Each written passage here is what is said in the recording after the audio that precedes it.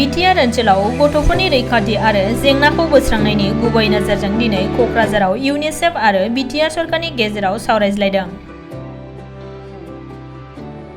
BTR सरकारनि बानजायनायाव गुबुन गुबुन एनजिअफोरनि हेफाजाबजों खुंफुंनाय दिनैनि बे हाबाफारिनि गेजेरजों बिटिआर ओनसोलनि गथ'फोरनि गुबुन गुबुन जेंनाफोर जर'खायै गथ'सा लांखारनाय, गथ'फोरनि गोग्गो जाग्रा आदार, गथ'साफोरनि गोग्गो देहा, सोलोंथाय आरो गथ'साफोरनि हेंथायै दायनिगिरि खामानि मावनाय बायदि जेंनाफोरखौ बोस्रांनाय आयदाफोरनि सायाव गुवारै सावरायज्लायनाय जायो। First of all, I really want to commend this very unique and special region.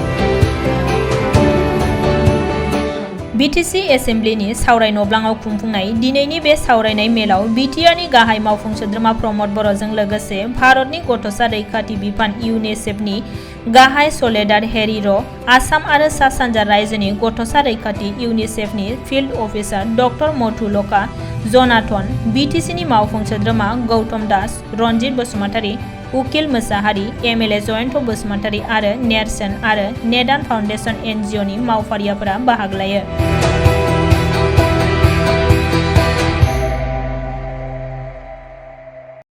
যোৱা বছৰে ইউনিচেফ আৰু বিটিআৰ গভৰ্ণমেণ্টৰ লগত MOU সাইন হৈছিলে আৰু তাত মূলতঃ চাইল্ড প্ৰটেকশ্যন, চাইল্ড ট্ৰেফিকিং আৰু চাইল্ড মেৰেজৰ লগতে ফেমিলি কাউন্সেলিং এটা প্ৰগ্ৰাম আমি ঠিক কৰিছিলোঁ আৰু সেই হিচাপে আজি বহুতখিনি আগবাঢ়ি আহিছে আৰু ইউনিচেফে ইতিমধ্যে বহুতখিনি প্ৰজেক্ট তেখেতসকলে বিটিআৰ অঞ্চলত ইমপ্লিমেণ্ট কৰাৰ কাৰণে চেংচন কৰিছে আৰু বিশেষভাৱে আমি বিটিআৰ অঞ্চলত কেইবা বছৰত ধৰি দেখা পাই আহিছোঁ যে ইয়াত মাজে মাজে ট্ৰাফিকিং হৈ থাকে আৰু চাইল্ডৰ বহুত ইছ্যুজ আছে। এই ইছ্যুজবিলাক ইয়াত ৰিজল্ভ কৰা হোৱা নাই। আজি মেল নিউট্ৰিশ্যনটো আমাৰ এৰিয়াত বহুত বেছি আছে।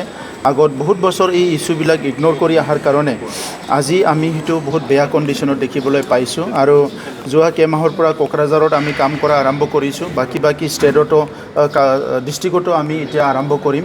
তো মূলতঃ চাইল্ড প্ৰটেকশ্যন, যিটো চিলড্ৰেনসকলে বিভিন্ন ভিক্টিম হয়, বিভিন্ন মানে পৰিৱেশৰ চিকাৰ হয়, ইয়াৰ পৰা আমি কেনেকৈ চাইল্ডসকলক মানে শিশুসকলক ভালকৈ ৰক্ষণাবেক্ষণা দি ৰাখিব পাৰোঁ আৰু ভালকৈ গ্ৰ' কৰিব পাৰোঁ, মানে ডাঙৰ দীঘল কৰিব পাৰোঁ, ইয়াৰ ওপৰত আলোচনা হৈ আছে আৰু তাত ইউনিচেফৰ অল অভাৰ ৱৰ্ল্ড কাম কৰাৰ এটা ডাঙৰ এটা এক্সপিৰিয়েঞ্চ আছে, তেখেতসকলৰ ষ্টৰি আছে। তো সেইটো লৈ পেলাই আমি বিটিআৰ অঞ্চলত অলপ কুইকলি কামবিলাক কৰিবৰ কাৰণে ইউনিচেফক আমি লগত লৈ কাম কৰিছোঁ আৰু ইউনিচেফে আহিছে।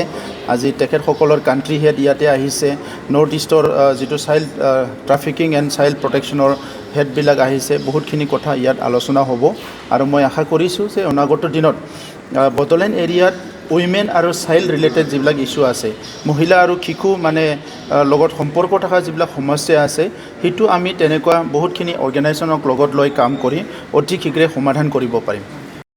তাত ভিজিট কৰিছে আৰু তেখেতে কিছুমান অফিচিয়েল ডিচিশ্যন লৈছে আৰু আমি সেই ডিচিশ্যনটো তেখেতে আমাক জনাইছে আৰু সেই হিচাপে নট অনলি পাথাৰঘাট, এতিয়া বিটিআৰ অঞ্চলৰ কোনো ভূমি কোনো তেনেকুৱা ইলিগেলি অকুপাই কৰিব নোৱাৰিব, আমি সেইটো নিবিচাৰোঁ।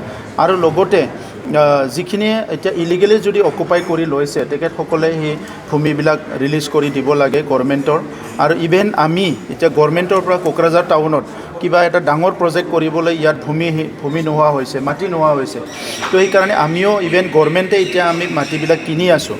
আগৰ গভৰ্ণমেণ্টৰ সময়ত এজন ব্যক্তিয়ে সেই চৰকাৰী মাটিবিলাক মানে বহুত জাগাত মানে তেখেতসকলে দখল কৰি ল'লে, বহুতখিনি মাটি তেখেতসকলে নিজৰ কৰি ল'লে। এতিয়া আমাৰ ইয়াতে গভৰ্ণমেণ্ট ইনষ্টিটিউশ্যন বনাবলৈ বহুত ক্ৰাইচিছ হৈছে।